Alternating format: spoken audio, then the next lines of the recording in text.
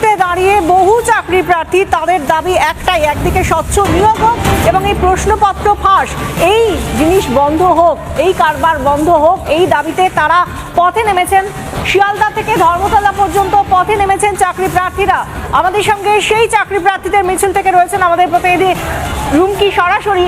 রুমকি, আমরা দেখতে পাচ্ছি প্রচুর মানুষ হাতে ফেস্টুন ব্যানার নিয়ে তারা চাকরির দাবিতে পথে নেমেছেন। তাদের কি কি দাবি?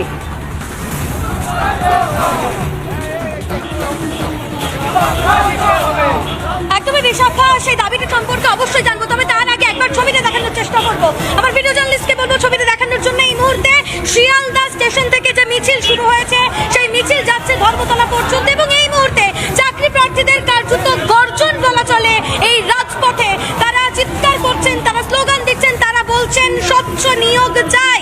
পরীক্ষায় প্রশ্নপত্র বন্ধ করে স্বচ্ছভাবে নিয়োগের দাবিতে তারা আজ পথে নেমেছেন এবং তাদের এই গর্জন তারা চাইছেন পুলিশ মন্ত্রীর কান অব্দি পৌঁছক।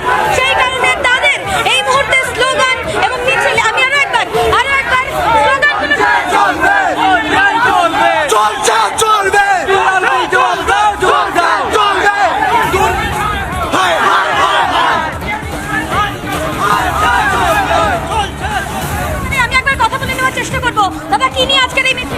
এক বছর হয়ে গেছে জেল পুলিশের নোটিফিকেশন হয়েছে, কলকাতা পুলিশ, ওয়েস্ট বেঙ্গল পুলিশের নোটিফিকেশন হয়েছে, লেডি কনস্টেবল, এসআই সমস্ত পদের নোটিফিকেশন হয়েছে, কিন্তু পরীক্ষা হচ্ছে না। পরীক্ষা হওয়ার সম্ভাবনা থাকলে চারিদিকে প্রশ্ন ফাঁস, প্রশ্ন বিক্রি, এই অসাধু চক্র ঘুরে বেড়াচ্ছে। আমাদের নির্দিষ্টভাবে দাবি যে স্বচ্ছভাবে দ্রুততার সাথে পরীক্ষা নিয়ে যোগ্য চাকরি প্রার্থীদের নিয়োগ করতে হবে। তার জন্য সমস্ত ছেলেমেয়েরা রাস্তায় নেমেছে। হাজার হাজার চাকরি নোটিফিকেশন হচ্ছে কিন্তু নিয়োগ হচ্ছে না। আমাদের স্বচ্ছ নিয়োগ, আমরা চাই স্বচ্ছ নিয়োগ, দুর্নীতিমুক্ত চাকরি, যেখানে কোনো নিয়োগে কোনো দুর্নীতি থাকবে না। প্রত্যেকবার দেখা গেছে পরীক্ষার আগে আমাদের 10 মিনিট আগে বলছে প্রশ্ন দিয়ে দেওয়া হবে হোয়াটসঅ্যাপের মাধ্যমে। যারা অসাধু 5 লাখ 10 লাখে প্রশ্ন বিক্রি হয়েছে, আমাদের মতো গরিব মানুষ, যাদের গরিব ছাত্রছাত্রী, তাদের জীবনটা 5-10 লাখ টাকার যাদের মূল্য আছে তারা কিনে নিচ্ছে।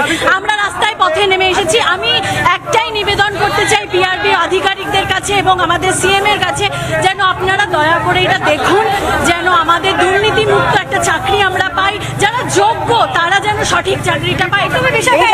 এত মানুষ আজ পথে নেমেছেন, তারা বলছেন পুলিশের চাকরির নোটিফিকেশন বা বিজ্ঞপ্তি জারি হয়েছে 1 বছরেরও বেশি সময় হয়ে গেল।